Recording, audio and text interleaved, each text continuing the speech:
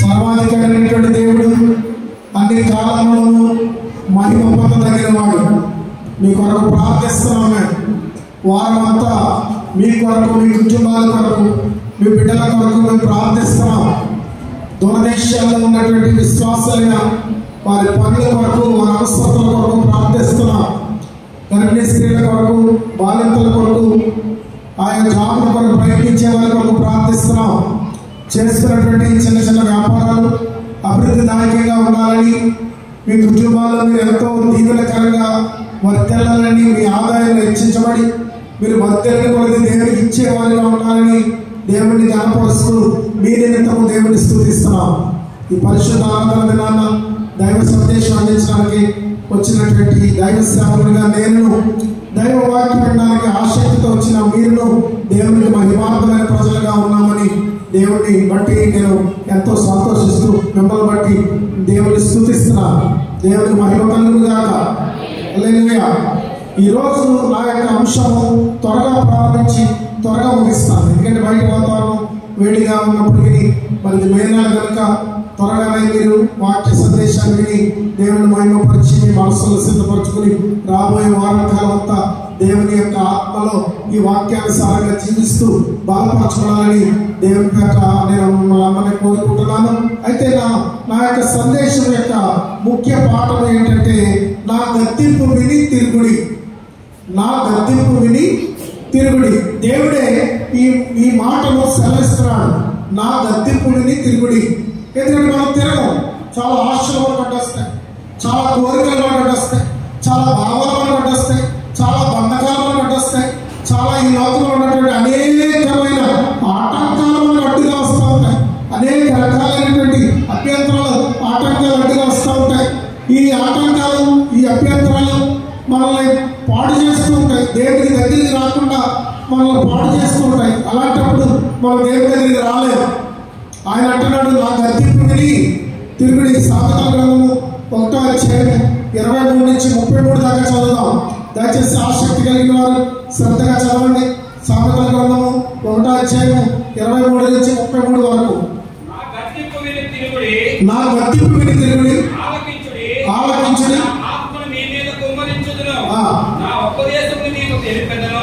నేను పిలువగా మీరు వినకపోతిరి, నా చేయి చాపగా ఎవరినూ నచ్చపెట్టకపోయిరి. నేను చెప్పిన బోధ ఏమీ మీరు వినక త్రోసివేసిరి. నేను గద్దింపగా లోబడకపోతిరి. కాబట్టి మీకు అపాయము కలిగినప్పుడు నేను మీకు భయము వచ్చినప్పుడు నేను అపహాస్యము చేసి, మీకు భయం వస్తుంది లోకంలో, మీకు అపాయం వస్తుంది లోకంలో, మీకు అపాయం వచ్చినప్పుడు నేను నవ్వేదను, మీకు భయం కలిగినప్పుడు నేను అపహాస్యం చేసేదను. భయము మీ మీదకి తుఫాను వలె వచ్చినప్పుడు, సుడిగాలి వచ్చినట్లు, మీకు అపాయం వచ్చినప్పుడు, మీకు కష్టమును దుఃఖమును ప్రాప్తించినప్పుడు, ఇదిగో ఈ లోకంలో కష్టము దుఃఖము ప్రాప్తించడం అంటే ఎవరు? మీకు కష్టము దుఃఖము ప్రాప్తించినప్పుడు నేను అపహాస్యం చేసేదను. అప్పుడు వారు నన్ను గురించి మొదలుపెట్టేదారు కానీ అక్కడ పిల్లల గ్రంథకర్త దైవాత్మపూర్ణుడై ఈ సందేశాన్ని దేవుని మూలంగా పలుకుతున్నాడు. పరిశుద్ధాత్మ దేవుడే ఈ సందర్భంలో మాట్లాడుతున్నాడు. ఇది ఒక గ్రంథకర్త తన అభిప్రాయం కాదు. పరిశుద్ధాత్మ దేవుని యొక్క ప్రభావం ఇది మనకు హెచ్చరికగా ఉన్నది. ఆయన ఏమంటున్నాడంటే, ఈ లోకంలో అపాయములు, ఈ లోకంలో ఆపదలు నీ జీవితంలో వస్తాయి, నీ జీవితం పొడుగులో వస్తాయి. నువ్వు కోరుకున్నవి, నువ్వు రావాలనుకున్నవి, నువ్వు సమకూర్చుకున్నవి, అవి ఉద్యోగంలో అవ్వచ్చు, భార్యాభర్తలు అవ్వచ్చు, ఆస్తులు అవ్వచ్చు, ఇల్లు అవ్వచ్చు, ఇంకా ఏమైనా కావచ్చు, ధన సంపదలు కావచ్చు, వెండి బంగారాలు కావచ్చు. వాటి వల్ల కూడా నీ బ్రతుకు మీద ఒకనాడు శ్రమ వస్తుంది, వేదన వస్తుంది. ఈ లోకంలో వేదన రావడం, ఈ లోకం యొక్క పోకడ. ఇలాంటప్పుడు నేను రక్షించుటకు నీకు అవసరమై ఉన్నాను, నిన్ను కాపాడుటకు నేను నీకు అవసరమై ఉన్నాను. నా గద్దింపు విని నువ్వు తిరిగినట్లయితే, నా గద్దింపు నువ్వు లోబడినట్లయితే నువ్వు ఆశీర్వదించబడేవాడిగా ఉంటావు, దీవెన పొందేవాడిగా ఉంటావు. కీడు వచ్చిన భయం లేక నెమ్మదితో బ్రతుకుతావు.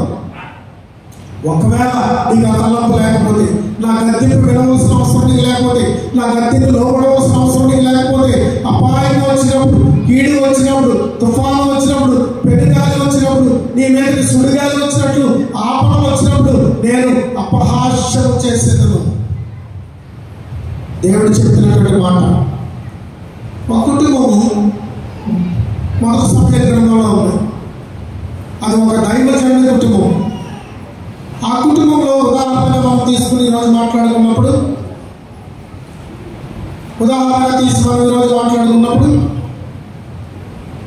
మూడో అధ్యాయం 10 నుంచి చదువుదాం 14 వచనం వరకు.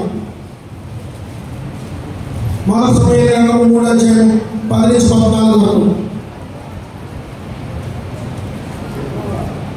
చదవండి. తరువాత యెహోవా ప్రత్యక్షమై నిలిచి ఆ రీతిగా సమూయేలు అని పిలువగా, సమూయేలు నీ దాసుడు ఆలకించుచున్నాడు, ఆజ్ఞ ఇమ్మనెను. అక్కడ యెహోవా సమూయేలుతో ఇలాగ సెలవిచ్చెను. ఏమని సెలవిస్తున్నాడు దేవుడు సమూయేలుతో? ఇశ్రాయేలులో నేను ఒక కార్యము చేయబోతున్నాను. దానిని వినువారందరి చెవులు గింగురుమంటాయి. ఒక్కొక్కసారి ఒక్కొక్క మాట వింటే ఒళ్ళు అదిరిపోదు, బుర్ర అదిరిపోదు, చెవులు గింగురుమంటాయి. కొన్ని సందర్భాలు, కొన్ని వాక్యాలు ఒక్కొక్కసారి మనం వినలేము, తట్టుకోలేము. దేవుడు ఒక కార్యం చేయబోతున్నాడట. సమూయేలు ద్వారా మాట్లాడుతున్నాడు. సమూయేలు ద్వారా మాట్లాడుతూ ఆయన ఒక కార్యం చేయబోతున్నాడట. ఆ కార్యం వినివారి చెవులు గింగురుమంటాయట. ఏంటి ఆ కార్యం?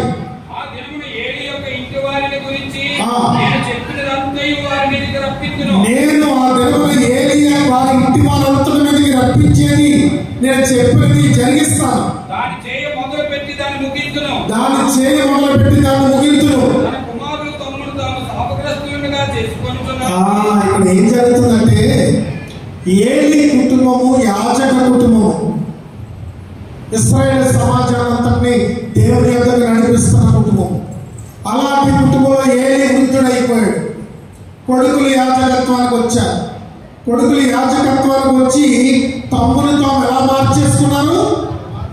దుర్మార్గులుగాను శాపగ్రస్తులుగాను మార్చేస్తున్నారు. తమ్ముని తాము దుర్మార్గులుగాను శాపగ్రస్తులుగాను మార్చేస్తున్నారు. అందుకే దేవుడు ఏమంటున్నాడంటే 3:11 చదవండి. తమ కుమారులు తమను తాము శాపగ్రస్తులుగా చేసుకొనుచున్నారని తాను ఎరిగి వారిని అడ్డగించలేకపోతున్నాడు. ఇక్కడ ఏం జరుగుతుందంటే, ఏలీ కొడుకులు తప్పు చేస్తున్నారు. ఏలీ కొడుకులు యాజకత్వంలో లోపాలు కలిగిస్తున్నారు. ఏలీ కొడుకులు దేవునికి కోపాన్ని పుట్టిస్తున్నారు. ఏలీ కుటుంబము యాజకత్వం చేసే కుటుంబం, దైవికమైన కుటుంబం.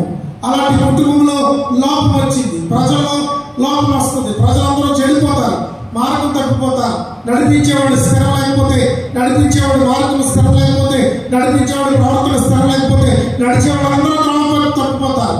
ఈ దినాల్లో చాలా మంది సంఘ బోధకులు అలాగే ఉన్నారు. రాజకీయాల్లో మరి ప్రవేశం చేసి రాజకీయ ఒత్తిడితో సంఘాలకు సరైన న్యాయం చేయలేకపోతున్నారు. డబ్బు నేర్చుకుని విశ్వాసులు దోచుకుంటున్నారు. తప్పుడు బోధన సంఘాల్లో నేర్పిస్తూ కచ్చిపులు అమ్మడం, లేకపోతే నూనెలు అమ్మడం, అభిషేకాలని చెప్పి ఓ నెలకొకసారి తల మీద తైలాలు పూస్తూ విశ్వాసులను భ్రమపట్టడం, ఇలాంటివి బోధ కంటే, దేవుని ఉపదేశం కంటే, దేవుని హెచ్చరికల కంటే వీళ్ళు నియమించిన నియమాలు, మనుషులు నియమించిన పద్ధతులు, దైవోపదేశాన్ని బోధిస్తూ దేవుని నామాన్ని అవమానపరుస్తున్నారు. ఇలాంటి వారెంతో ఈ లోకంలో ఉన్నారు. ఈనాడు ఇలాంటి వారిని బట్టి, ఇలాంటి ప్రజలను బట్టి ఎలాంటి స్థితి రాబోతుందో దేవుడు గర్జిస్తున్నాడు, దేవుడు హెచ్చరిస్తున్నాడు. దేవుడు మరి ఆయన మాటలు ఈ తేటగా మనకి కనబడుతున్నాయి కదా. ఏలీ కుటుంబాన్ని ఏలీతో చెప్పమని దేవుడు చెప్తున్నాడు. ఏమంటే ఏలీ తన కుమారులను గద్దించలేదు. ఏలీ తన కుమారులను గద్దించలేదు. ఒకవేళ గద్దించిన వారు వినలేదు.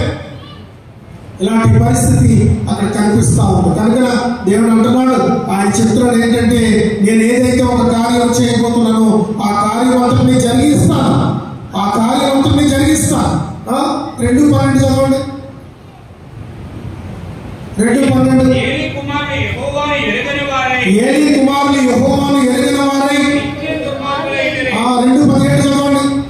అందువలన జనులు యెహోవాకు నైవేద్యం చేయనియందు అసహ్యపడుటకు ఆ యవనుడు కారణమై ఎక్కడికి వచ్చేస్తుంది మూలం? దేవుడి దగ్గర వచ్చేస్తుంది.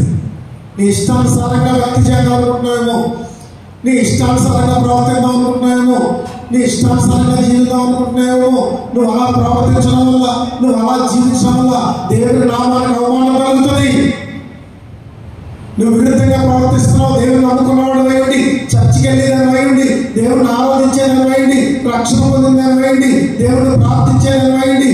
సంఘంలో భక్తిగాను బయటకు వెళ్ళిన తర్వాత పాపిగాను, సంఘంలో విశ్వాసగాను బయటకు వెళ్ళిన తర్వాత దుర్మార్గుడిగా అవిశ్వాసిగాను నువ్వు జీవిస్తా ఉన్నావేమో.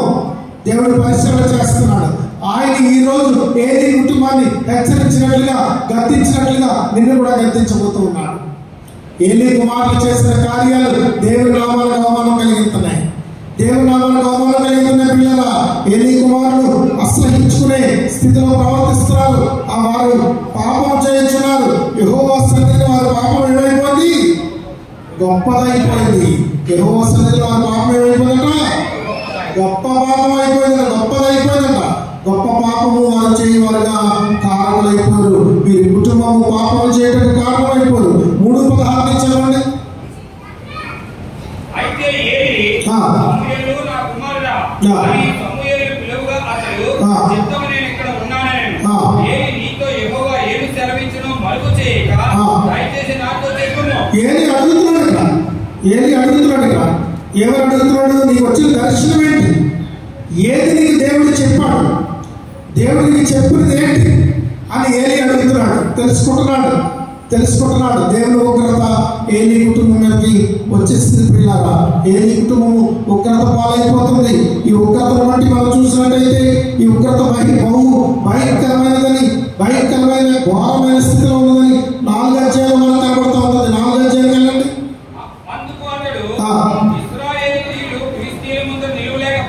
అందుకు ఇశ్రాయేలు ఫిలిష్తీయుల ముందు నిలవలేకపోయి జనులలో అనేకులు హతులైరి.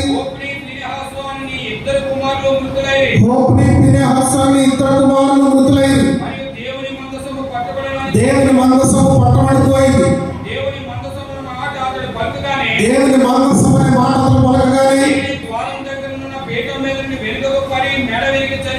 ఏలీ కూడా మెడ విరిగి చనిపోయాడు. అతను చాలా పెద్దవాడు, దాంతో పాటు లా వంటి పర్సనాలిటీ, స్థూలకాయ ఉన్నవాడు. 40 సంవత్సరాలు న్యాయబద్ధంగా బ్రతికిన మనిషి. అతను కోడల భర్త గర్భవతి అయింది. దేవుని మందసము పట్టబడినని,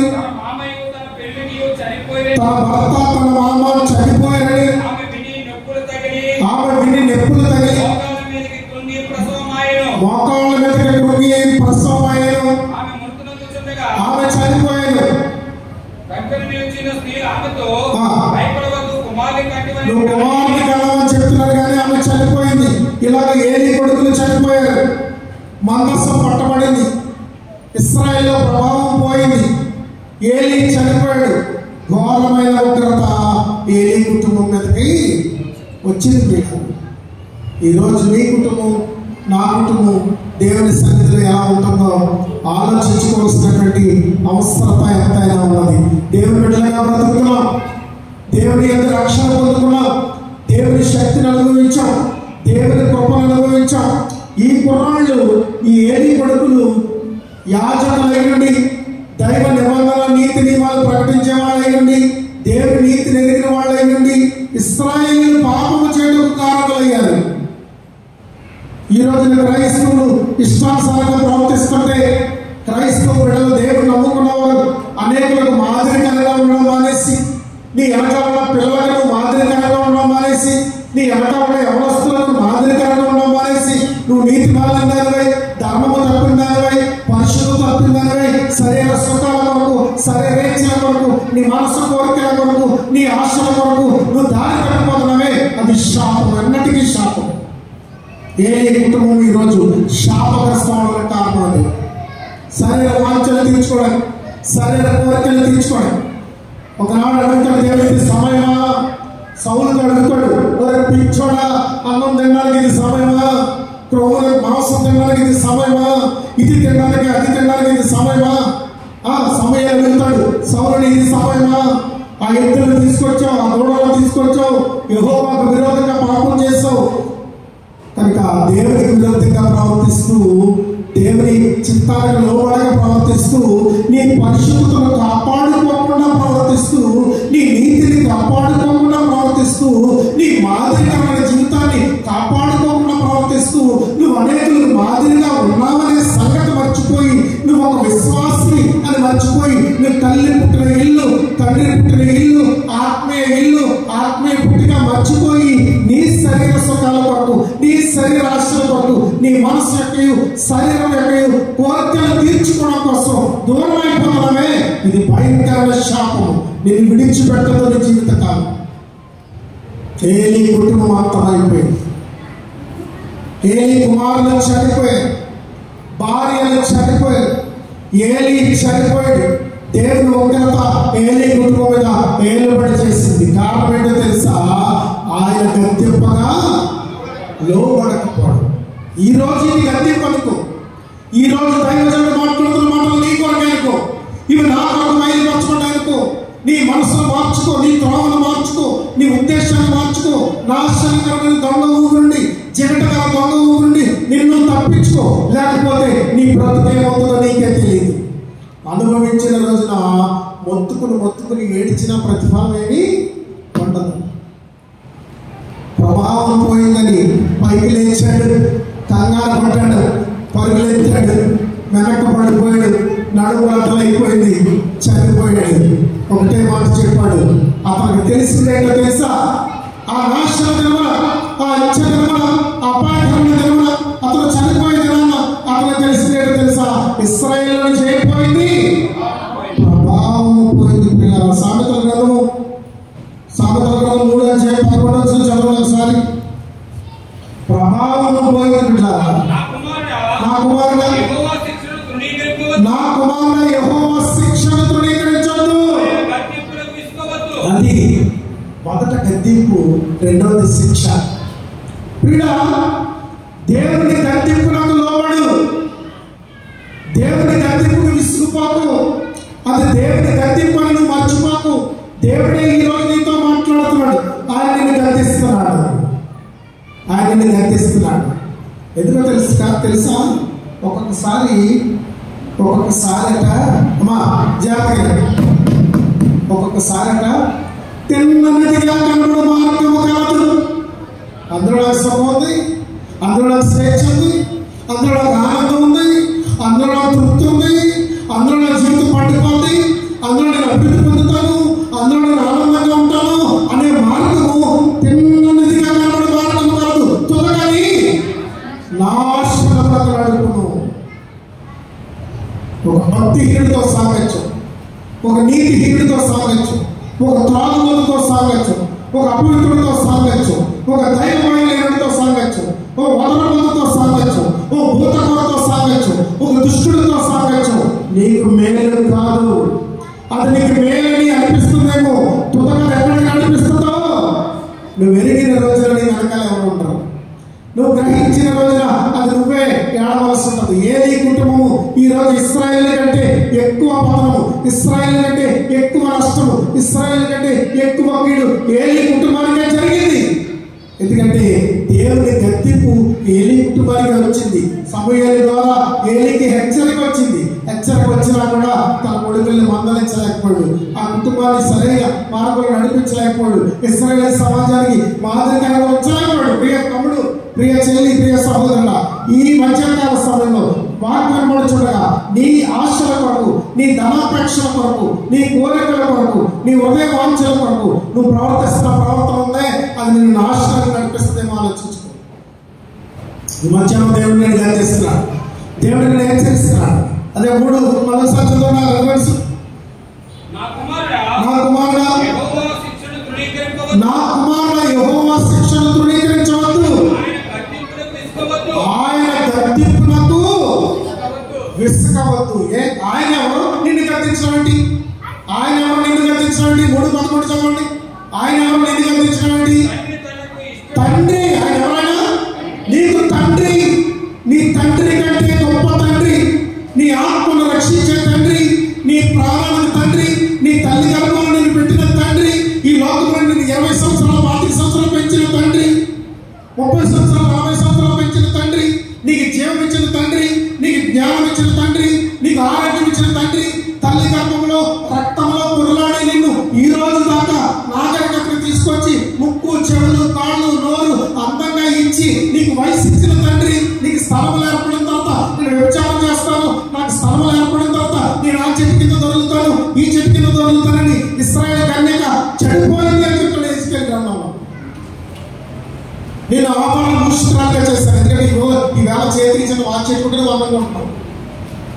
ఈవేళ తల దువ్వుకుంటే ఏది లేకుండా తల దువ్వుకుంటే నువ్వు అందంగా ఉంటావు. ఈరోజు నీ మొగాన్ని పౌడర్ రాయకుండా నీళ్ళతో కడుక్కుంటే అందంగా ఉంటున్నావు. ఈరోజు నువ్వు నడుస్తుంటే అందంగా ఉంటుంది, నువ్వు నిలబడితే అందంగా ఉంటుంది, నువ్వు కదిలితే అందంగా ఉంటుంది. ఎందుకంటే ఆ అందాన్ని నీకు రప్పించడం ఎవరు? దేవాది దేవుడే. ఎహెజ్కేలు గ్రంథంలో చెప్తున్న సంగతి ఆభరణ భూషితురాలుగా అందము సొగసు సౌందర్యము నీకు ఇచ్చి నిన్ను తయారు చేసి ఇశ్రాయేలు కన్యక నిన్ను ఆభరణ భూషితురాలుగా తీర్చిన మరి నేల మొలకల నుంచి లేవనెత్తినవాడిని నేనే. చిగురు నాటిన విధంగా నేను అభివృద్ధిలో వృద్ధిలో తీసుకొచ్చినవాడిని నేనే. ఈ అందం ఉండిపోతానుకున్నావా? దళవ ప్రేమవతి వెళితే చాలా అందంగా ఉంది, దళవ ప్రేమవతి వాణి వేసుకుంటే చాలా అందంగా ఉంది, దళవ ప్రేమవతి పరిగిని వేసుకున్నప్పుడు చాలా అందంగా ఉంది, దళవ ప్రేమవతి స్కర్ట్ వేసుకున్నప్పుడు చాలా అందంగా ఉంది. ఈవేళ జ్యోతమ్మ చాలా అందగత్తే, ఈవేళ కొప్పల మాసమ్మ చాలా అందగత్తే. వీళ్ళందరూ అందగత్తెలే. ముందు కూర్చొని అందగత్తెలారా రేపు ఆ వయసు మీద రాదా? ముందు కూర్చొని అందగాళ్ళారా రేపు నీకు ఆ వయసు రాదా? మీరు వేడుకుంటూ నడిచే రోజు రాదా? చెప్పండి ఒకసారి. నీకు ఆ కాలం రాదా? నీ ఆభరణ భూషితురాలైన నీవు, అందగత్తమైన నీవు, అంద చందాలు కలిగి నీవు, ఎంతో మురిసిపోతున్న నీవు అద్దంగా చూసుకుని నిన్ను నువ్వే మైమర్చిపోతూ నీ త్రోవను నాశనం చేసుకుంటావు నీవు, నీ ప్రవర్తన నాశనం చేసుకుంటావు నీవు. గమనించు. నీకు ఆ కాలం వస్తుంది, నీ సొగసు నీ సౌందర్యం వాడిపోయే రోజులు వస్తాయి. ఏది శాశ్వతం కాదు ప్రియులారా. అందము మాయా నిలకడలేనిది, దానిని నన్ను మోసగించును. అందము మాయా నిలకడలేనిది, దానిని నన్ను మోసగించును.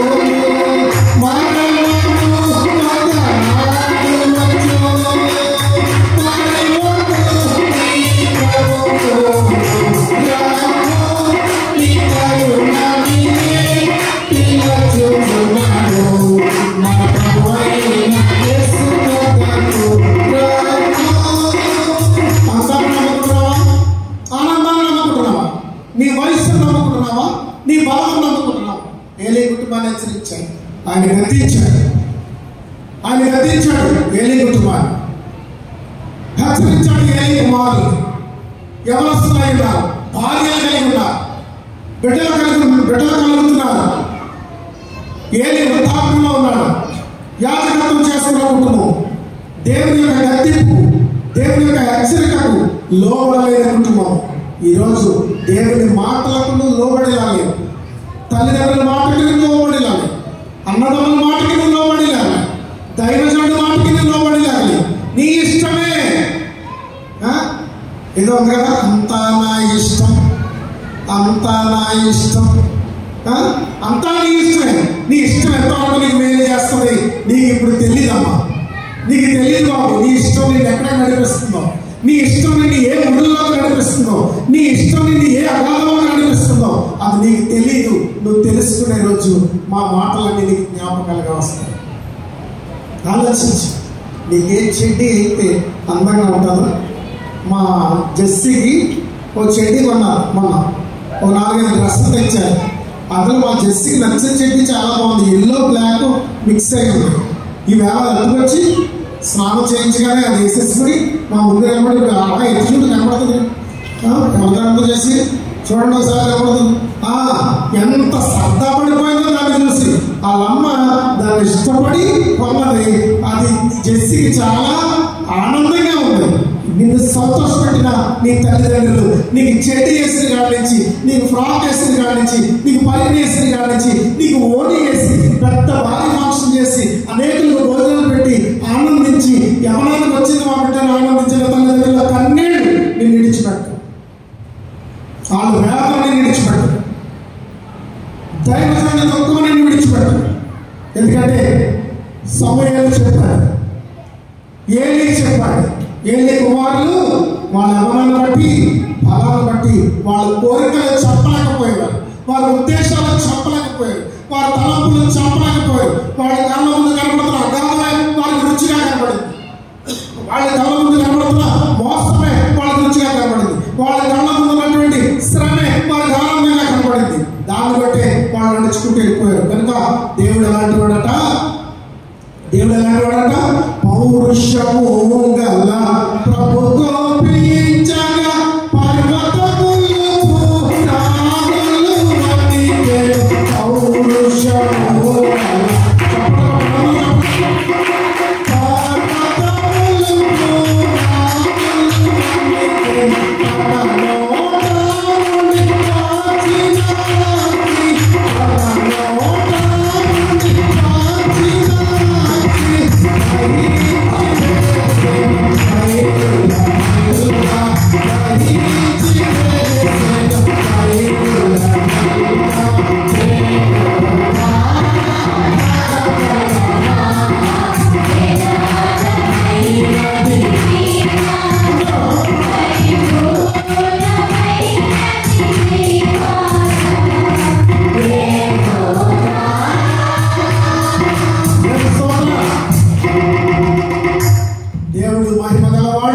పౌరుషము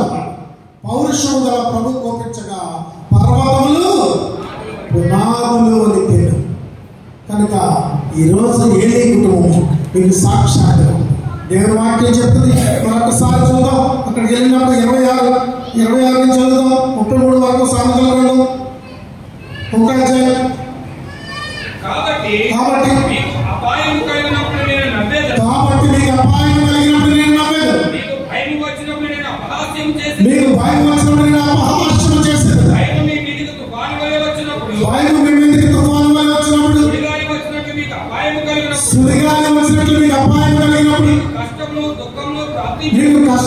దుఃఖమును ప్రాప్తించినప్పుడు నేను అపహాస్యం చేశాను. అప్పుడు వారు నన్ను గూర్చి మొదలుపెట్టదురు కానీ ఆ రోజు నీకు సమాధానం రాదమ్మా. అమ్మా బాబు అమ్మా, ఆ రోజు నీకు సమాధానం రాదు. నీ గదుల్లో మోకరించే రోజు నీకు రావచ్చు, నీ పడకల కన్నీరు కార్చే రోజు రావచ్చు, నా దేవా ఏమైపోయావని ఏడ్చే రోజు రావచ్చు. బాబు అయ్యా, ఈరోజు వ్యసనక్రాంతుడిపై ఉన్నాం, త్రాగుబోతులై ఉన్నాం, రకరకాల పద్ధతులు మత్తు పానీయాలు అలవాటు పడిపోతున్నాం, దైవ చిత్తాన్ని తృణీకరిస్తున్నాం, దేవుని బిడ్డగా మందిలో ఉంటున్నామే కానీ బయటకు వెళ్ళి చేసే పాపాలు అంతెంత కాదు.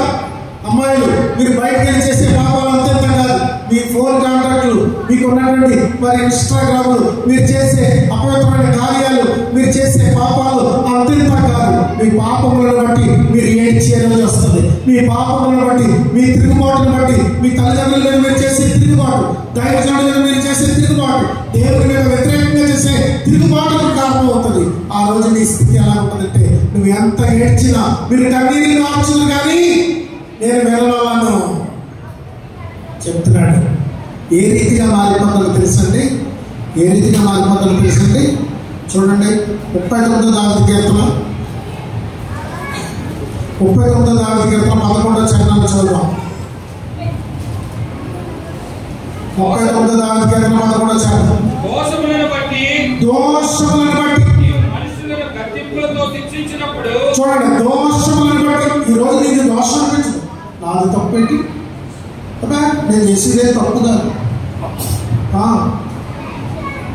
నేను అవసరం, అనేకులు త్రాగుతున్నారు, నేను త్రాగితే తప్ప.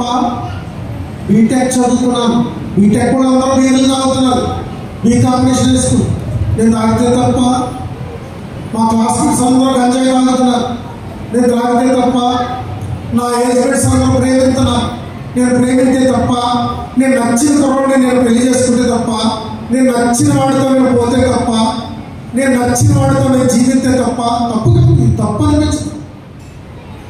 అనిపించు. కానీ దేవుడు వాక్యం చెప్తుందో చూడండి. నీ తల్లిదండ్రులకు వ్యతిరేకం, నీ ఆత్మీయ జీవితానికి వ్యతిరేకం, నీ శారీరక జీవితానికి వ్యతిరేకం, నీ మానసిక జీవితానికి వ్యతిరేకం కూడా నువ్వు కనుగొనలేదు. కనుగొనే రోజు వస్తుంది. అది దేవుడు చెప్తున్నాడు. నీ దోషములను బట్టి నువ్వు చేస్తున్న దోషములను బట్టి నువ్వు మనుషులను నువ్వు గర్తించినప్పుడు ఎలాగట? చిమ్మెటి కొట్టిన వస్త్రము వలె వారి అందము చెడగొట్టేస్తావు. చిమ్మెటి కొట్టిన వస్త్రం తెలుసా అండి? ఏ వస్త్రం అది? చిమ్మెటి కొట్టిన వస్త్రం ఎలా ఉంటుంది? వస్త్రంలా ఏముంది? దాని అభిప్రాయాలు పూర్తిగా పాడైపోతాయి. అన్ని చోట్ల కన్నాలే, అంచులు పాడైపోతాయి, మధ్యలో పాడైపోతాయి, పక్కలు పాడైపోతాయి. దాని ఆ వస్త్రంలా ఉండదు. చిమ్మెటలు కొట్టిన వస్త్రం, చిమ్మెటలు కొట్టిన వస్త్రం వల్లే నీ జీవితం మారిపోదలుస్తుంది. ఎందుకంటే నీ వ్యతిరేకత, నీ దేవుని గద్దింపుకు తిరుగుబాటు చేస్తున్నావు. ఆయన గద్దింపుకు లోపడలేదు. తిరుగుడి అని చెప్తున్నాడు.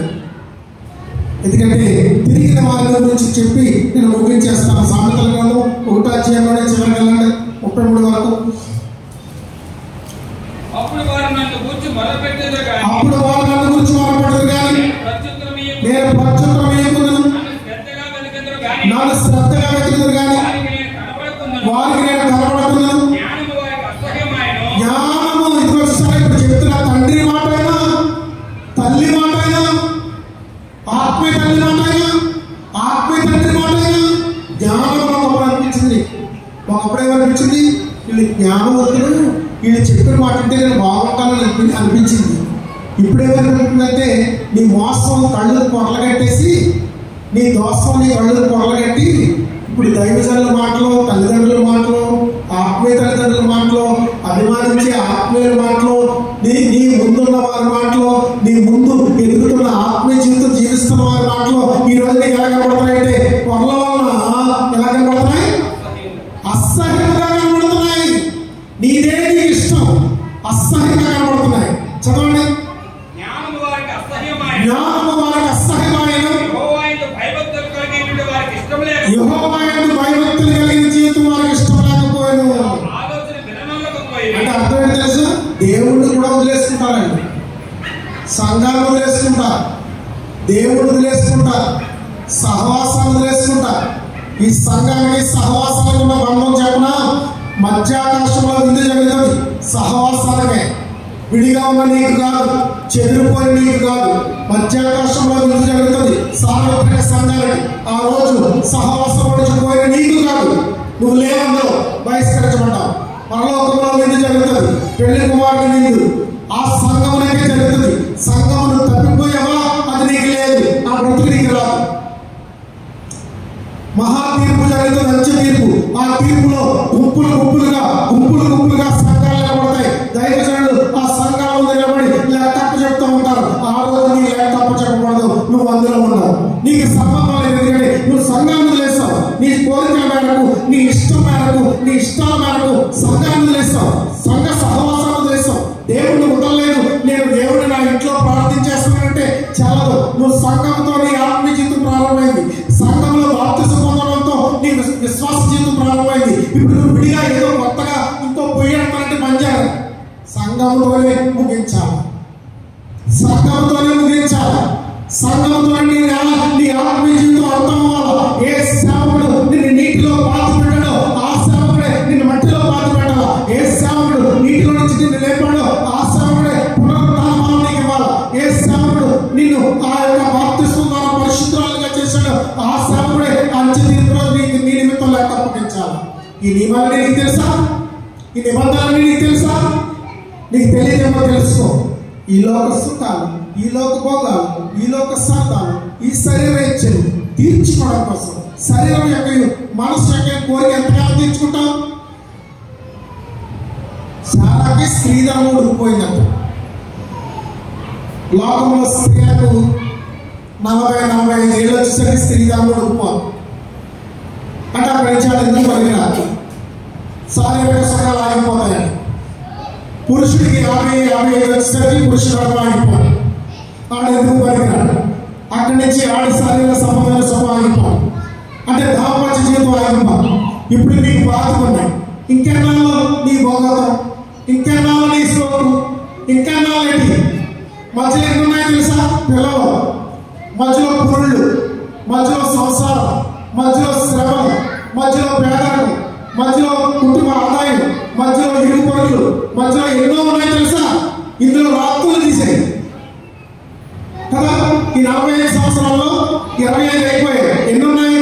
20 ఉన్నాయి. 20 సంవత్సరాల్లో 20 సంవత్సరాలు రాత్రులు తీసేయి అని నిద్రపోతుంది. మరి ఎన్ని పనులు ఉన్నాయి? ఆ పనుల్లో నీ పనుల టైం తీసేయి. ఇక వేరే టైం ఏముంది? ఆలోచించు. ఏమీ లేదండి, అంతా బోగస్ ఉంది. వాటిని నువ్వు తప్పిపోకు, నశించుకోకు, నాశనం చేసుకోకు. దేవుడిని కట్టుబడు, నీ జీవితాన్ని చిగురింప చేస్తాడు, ఆశీర్వదిస్తాడు. అనేకులు మాదిరికరంగా ఉంటావు, అనేకులకు ఆశీర్వాదకరంగా ఉంటావు. దేవుని మాటకు లోబడు. గద్దెంపు విని చెప్పండి, చెప్పండి. గద్దెంపు విని తిరుగుడి. నా గద్దెంపు విని తిరుగుడి. ఏలే కుటుంబం తిరగలేదు పిల్లరా, ఏలే కుటుంబం తిరగలేదు. ఏలే కుటుంబం వచ్చినటువంటి శ్రమలు, ఏలే కుటుంబం వచ్చినటువంటి కష్టాలు, ఏలే కుటుంబం వచ్చినటువంటి బాధలు, దేవుని ప్రభావానికి ఏలే కుటుంబం కూడా అయిపోయింది. ఈనాడు చెప్పండి, జ్ఞానము వారికి అసహ్యమాయను, యెహోవాయందు భయభక్తులు కలిగి ఉండుట వారికి ఇష్టం లేకపోయిను, నా ఆలోచన విననొల్లకపోయిరి. ఏ ఆలోచన? నా ఆలోచన అంటే దేవుడు వచ్చి రాత్రి గంటకి పక్కన కూర్చొని చెప్తాడా? నా ఆలోచన అంటే ఎవరిది? అమ్మా నాన్నది. నా ఆలోచన అంటే ఎవరిది? దైవజనుడిది. నా ఆలోచన అంటే ఎవరిది? ఆత్మీయ సోదరుడు. నా ఆలోచన వినకపోయి నా గద్దింపులు కేవలము వారు తృణీకరించి నేను పడిపోతాను. లోకంలో సాగుతుందా ఏంటంటే మిడత ఎదుగుతుందంట. అది ఎదుగుతుంటే చాలా కష్టపడుతుందంట. మిడత ఎగిరే ఎక్కడ పడుతుందంట? అబ్బా మన మైకిలే అస్సలు ఏం తెలియదు. పేడగా పోయలేదు, పిడగా చేయలేదు, ఏమీ చేయలేదు. అందరూ మైకిలే ఎగిరే ఎక్కడ పడుతుంది? ఎవరిపండి ఎక్కడ పడుతుంది? ఈ ఎగురుతున్న మిడతను చూసి అందరూ వచ్చామడతారు, కానీ అది ఒక రోజు ఎక్కడ పడిపోతుంది? ఎగిరెగిరి ఆ మిడత ఎక్కడికి వస్తుంది? అగ్గి దగ్గర వస్తుంది, వెలుతురు దగ్గర వస్తుంది, ఆ దీపం దగ్గర వస్తుంది. ఆ దీపం దగ్గర ఇలాగే ఎగురుతుంది, అలాగే ఎగురుతుంది, ఇలాగే ఎగురుతుంది. కొంచెంసేపు ఏం చేస్తుంది? ఆ మంటలో పడిపోతుంది. ఆ మంటలో పడేదాకా దానికి సత్తా తెలియదు. ఇది అగ్గినేది, ఇది అగ్గినేది తెలియదు. అందుకే ఇక్కడ ఏమంటున్నాడు చదవండి. కాబట్టి వారు తమ ప్రవర్తనకు తగిన ఫలమును అనుభవించేందుకు తమకు వెక్కసమగు వరకు ఆలోచనలను అనుసరించేవారు. జ్ఞానము లేని వారు దేవుని విసర్జించి నాశనమగుదురు. నీకు జ్ఞానం లేదు, అందుకే విరవగిపోతున్నావు. నీకు జ్ఞానం లేదు, అందుకే మార్గం తప్పిపోతున్నావు. నీకు జ్ఞానం లేదు, అందుకే దేవుని వైపు నుంచి నువ్వు తొలగిపోతున్నావు. అందుకే నీకు జ్ఞానం లేదు, నీ ఇష్టానుసారంగా ప్రవర్తించాలనుకుంటున్నావు. జ్ఞానం లేని వారు దేవుని విసర్జించి నాశనమగుదురు. బుద్ధిహీనులు క్షేమము కలిగినదని ఇది క్షేమం మైమర్చిపోతారు. నిర్మూలమగుదురు. నా ఉపదేశం అంగీకరించువాడు ఎక్కడి నుంచి చెప్తాడు చూడండి. నా ఉపదేశం అంగీకరించువాడు సురక్షితంగా నివసించును. కీడు వచ్చిన భయము లేక అందరూ స్తోత్రం చెల్లించండి. దేవుని స్తోత్రం చెప్పడం దేవుని ఉపదేశం ఎంత గొప్పది, ఉపదేశం ఎంత విలువైంది. ఉపదేశాన్ని అంగీకరించేవాడు, ఉపదేశానుసారంగా నడిచేవాడు. తల్లిదండ్రుల ఉపదేశాన్ని, దైవజనుల ఉపదేశాన్ని, ఆత్మీయుల ఉపదేశాన్ని విని నీ జీవితాన్ని మార్చుకుంటే, నీ ఎంత ఇష్టమైన, నీకు తేనె లాంటిదైనా మధురమైనదైనా దాన్ని మార్చుకుని ఉపదేశకుల మాటకు నువ్వు లోపడితే నీ ఉపదేశం వల్ల నువ్వు సురక్షితంగా బ్రతుకుతావు. నీ ఉపదేశం వల్ల ఎలా బ్రతుకుతావు? సురక్షితంగా బ్రతుకుతావు. కీడు వచ్చిన భయం లేక నెమ్మదిగా బ్రతుకుతావు. కనుక ఈరోజు దేవుడు చెప్తున్నాడు, నా గద్దింపు విని తిరిగి తండ్రి తను ప్రేమించే కుమారుని గద్దించు రీతిగా యెహోవా తను ప్రేమించే వారిని గద్దించును. ఈ గద్దింపు ఎవరికో, ఈ గద్దింపు ఎవరిని బట్టో, ఈ గద్దింపు ఏ సంఘాన్ని బట్టో, ఈ గద్దింపు ఏ ఆత్మను బట్టో, ఈ గద్దింపు ఎవరెవరికో అది దేవుడు వారిని స్థిరపరచును కాక. ఆ గద్దింపును ఆయన వారిని మార్చును కాక. ఏలి కుటుంబం యొక్క సర్వనాశనమై శ్రమలకు గురైపోయి కూలిపోయిందో అలాంటి స్థితి మనలో ఏ ఒక్కరికి రాకుండా ఆయన ఉపదేశంలో అంగీకరించి సురక్షితంగా మేలు పొందినట్లు మనం జీవించడం కాక. ఆమేన్. దేవుడు తన పరిశుద్ధ వాక్యాన్ని దీవించిన కాక. మరి ఈ యొక్క గద్దింపు అనే త్రోవలో మీరు నడుస్తున్నారు కనుక ఈ గద్దింపుని బట్టి మీరు జీవించండి. దేవుని వాక్యాన్ని విలువడండి. మీ అందరి కొరకు ప్రార్థిస్తాను, మీ కుటుంబాల కొరకు ప్రార్థిస్తున్నాను, మీ ఆదాయాల కొరకు ప్రార్థిస్తున్నాను, మీ పనుల కొరకు ప్రార్థిస్తున్నాను, మీ కష్టార్జితంలో కొరకు ప్రార్థిస్తున్నాను, మీ బిడ్డల కొరకు ప్రార్థిస్తున్నాను. మీ కష్టార్జితంలో దేవుని భాగాలు ఇవ్వండి. మీ కష్టార్జితంలో దేవుని మహిమపరచండి. నీకు కష్టం కలుగుతుందంటే, నీ రెక్కలు బలపరుస్తున్నాడంటే, నీకు ఆరోగ్యాన్ని ఇస్తున్నాడంటే, నిన్ను ఏ చోట ఉన్నా ఎక్కడెక్కడున్నా నిన్ను కాపాడుతున్నాడంటే ఆయన మహిమపరచాలి. మీ కష్టార్జితంలో దేవునికి భాగాలు ఇచ్చి ఆయన మహిమపరచండి, ధనపరచండి. తల వంచండి, ప్రార్థన చేస్తున్నాం. ప్రేమమైన వందనాలు చెల్లిస్తున్నాను. ఈ అంచె దినాల్లో, అపాయకరమైన దినాల్లో మరొకసారి మాకు గద్దింపును దయచేసినందుకు వందనాలు. నీ వాక్యమైన గద్దింపు మమ్మల్ని హెచ్చరించింది. మేమే ప్రవర్తన కలిగి ఉన్నాము, ఏ నడవడిక కలిగి ఉన్నాము అది మీరు ఎరిగిన్నారు ప్రభువా. ఏ ఒక్కరితో ఏ రీతిగా మాట్లాడాలో ఈ మధ్యాహ్నం మీరు మాట్లాడారు ప్రభువా. యవనస్తులు తమ త్రోవ తప్పిపోతున్నారు, వారి మార్గాలు చేర్పేసుకుంటున్నారు, వారికి ఇష్టమైన త్రోవలో జీవిస్తున్నారు. దయచేసి నాశనకరమైన మార్గానికి పోకుండా వాళ్ళ ప్రవర్తన స్థిరపరచిన ఆయన, వారి నడవడికలు స్థిరపరచిన ఆయన, వారి మార్గంలో మార్చండి. ఏలీ కుమారులు యవనస్తులు, వారి వల్ల ఇశ్రాయేలు సమాజానికి కీడొచ్చింది, ఏలీ కుటుంబానికి కీడొచ్చింది. ఈ రోజు ఏ యవనస్తుడు ఇష్టానుసారంగా జీవిస్తున్నాడు ఆయన, మీకు ఆయాస్కరమైన మార్గం నుండి వారిని తప్పించిన ఆయన, ఆయన నాశన మార్గం నుంచి వారిని విడిపించిన ఆయన, మీ ఉపదేశాన్ని అనుసరించే బ్రతుకు వారికి ప్రసాదించిన ఆయన, మీకు వందనాలు చెల్లిస్తున్నాను. గుడి వచ్చిన బిడ్డలందరినీ దీవించండి, ఉపదేశమైన వారందరినీ ఆశీర్వదించండి. వారి పనులను, వారి బిడ్డలను, వారి కుటుంబాన్ని, వారి ఆరోగ్యాలను బలపరచండి. వారు చేస్తున్న పనుల్లో సమాధానము, శాంతి, బలము, శక్తి అనుగ్రహించండి. నాయన విదేశాల్లో ఉన్నవారు మా దేశం వచ్చేదాకా వారి కష్టార్జితాల్లో నేను వారు మేలు పొందినట్లు, వారి కష్టార్జితం నిలిచినట్లు సహాయం చేయండి. నిన్ను ధనపరుస్తూ వారు భాగములు ఇస్తున్నారు, అవన్నీ ఆశీర్వదించబడినట్లు కృప చూపించండి. ఈ వర్తమానం వినే వారందరినీ దీవించి ఆశీర్వదించి మేలులతో నింపండి. వర్తమానం వ్యర్థమైపోక అది నాయన దున్నబడిన పొలంలో నాటబడిన విత్తనం వలె 30 ఎత్తులు, 60 ఎత్తులు, 100 ఎత్తులుగా ఫలించినట్లు సహాయం చేయండి. నీ దాసులై నన్ను బలపరచండి, దీవించండి. 3 వచ్చిన బిడ్డలందరినీ, ఉపదేశాల బిడ్డలందరినీ మీ ఆత్మతో అభిషేకించండి, బలపరచండి. దాన్ని ఎవరైతే తిరుగుబాటుతో, ఎవరైతే వ్యతిరేకత ఉందో, ఎవరైతే మునుకోళ్ళకి ఎదుర్కొంటున్నారో వారి ప్రవర్తన మార్చండి, వారి నడవడికలు సరిచేయండి. నన్ను లోబడే హృదయం ప్రసాదించండి, నన్ను మెత్తనైన హృదయం దయచేయండి. తిరుగుబాటు తొలగించుకొని నన్ను మీకు లోబడి, తల్లిదండ్రులకు లోబడి, దైవజనులకు లోబడి, ఉపదేశానికి లోబడి జీవించే మనసు ఎవరి బిడ్డలందరికీ, పెద్దవారికి, చిన్నవారికి, సంఘమంతరికి ఆ మనసు దయచేసి బలపరిచి దీవించమని యేసు పరిశుద్ధ నామములో ప్రార్థించి వేడుకుంటున్నాం తండ్రి. ఆమేన్. ఆమేన్ చెప్పండి అందరూ. ఆమేన్. అందరికీ వందనాలు. దేవుడు మిమ్మల్ని దీవించును గాక, బలపరిచి ఆశీర్వదించి ఈ వర్తమానం హృదయాల్లో స్థిరపరచును గాక. ఆమేన్. వందనాలు.